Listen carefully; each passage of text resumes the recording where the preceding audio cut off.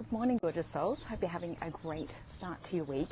I wanted to jump in and do a quick video on how to know when you've maxed out your nervous system. There is a lot going on currently. I feel like I say this every single week, but seriously, there really is. Astrologically, it's massive for anybody that's sensitive to energies. There's a lot going on in my world, and so many people that I'm speaking with are experiencing a lot of challenges and navigating really big things, and often a lot of big things, not just one big thing as well. So I just wanted to jump in and do a quick video. It's literally just started raining, but it's a gorgeous morning. And so in terms of maxing out your nervous system, how to know? Number one, you are going to be exhausted and you're going to feel like you can't be bothered. So a lot of women come to me and say, I just need to be more motivated in my life. I'm just not doing enough, or I should be doing more. And this is one of the belief systems that can really perpetuate burnout, but also keeps us in that cycle where we're not actually giving ourselves permission to rest.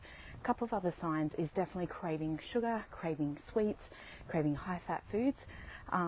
Definitely just feeling very teary, very emotional, feeling like we can't handle what's actually happening, even though previously we may have been able to handle those things very easily. It's finding everyday tasks such as literally just cooking breakfast or washing the hair, or like it's a feeling like I just can't be bothered, or I just haven't got the energy to do it. And so all of those things, and lack of sleep or insomnia is often a huge big sign of maxing out our nervous system as well, because when the nervous system is stuck in that whirring fight-flight response, which is out of the window of tolerance, out of our parasympathetic, which is rest, digest, regenerate, rejuvenate, take care of the body, when we're in that fight-flight response for way too long, then we end up feeling so overwhelmed, and the nervous system will drop into freeze. So freeze temporarily definitely can happen, and particularly when we've had a stacking of events or chronic long-term stress, but also definitely can happen when we're in full-blown burnout. And obviously there's varying degrees of how bad that burnout is, but it's definitely one of those factors as well. So if you're experiencing any of those symptoms, any of those signs, and often it can coincide with perimenopause, as I wrote in my post yesterday as well. Hormones are dropping, have less capacity, and often the biggest person that we need to set boundaries and limits with is ourselves. We can be our worst offender if you're like me. It was really learning to recognize where my body was at, how I was feeling, listening to my body on a regular basis.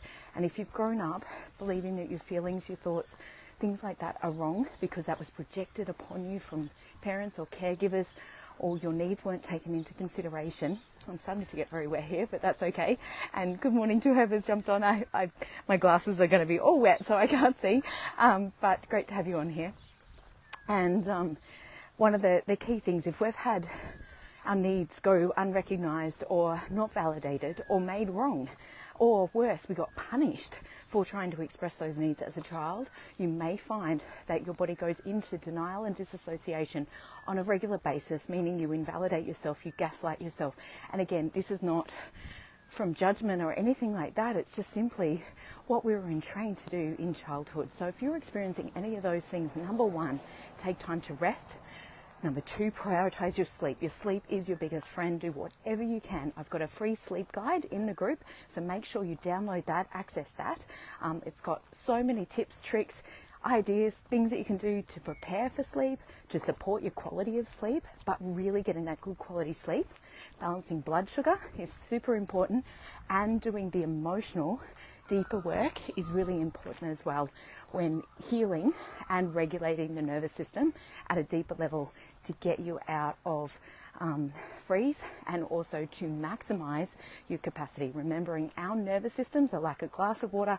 Every time there's a trauma or an event or something happens that we haven't been able to process, either because we're still in a state of survival or we just haven't had time, there's been so much going on. Every time that happens, that glass gets a little bit fuller, and what happens then is we max out. So the cup gets full, it overflows. That's when we become in freeze, we lose capacity in the nervous system, and also, feel very teary, feel unable to cope with our life, feel completely maxed out. So lots of love to you. I hope those tips really help.